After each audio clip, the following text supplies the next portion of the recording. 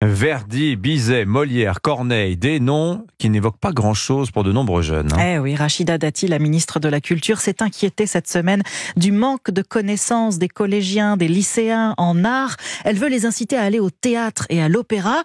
Mais l'histoire de l'art, il faut le dire, est un parent pauvre de l'éducation nationale. Et les lacunes des élèves sont criantes au moment de passer le baccalauréat, Louise Salé. Un exemple qui m'a beaucoup frappé, c'est le fait qu'aucun élève ne reconnaissait le tableau de David représentant Napoléon en caracolant sur son cheval. Sarah Fernandez enseigne le français en première en Seine-Saint-Denis. Autre choc lorsqu'elle demande à ses élèves quel est le poster affiché dans sa classe. Il y avait une reproduction des Nymphéas de Monet. Les élèves ont trouvé ce tableau magnifique parce qu'ils le voyaient aussi pour la première fois. C'est en effet assez surprenant. La faute, selon elle, à un enseignement aléatoire de l'histoire de l'art par petites touches en français, histoire géo, art plastique.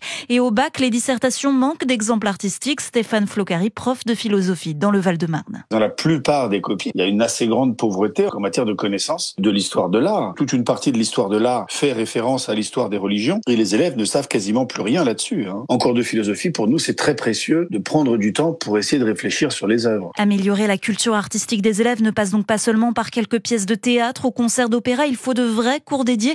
Mais pour l'instant, il n'y a rien à attendre de ce côté. Le Conseil supérieur des programmes de l'éducation nationale n'a pas été saisi. Louise Salé du service Société d'Europe 1.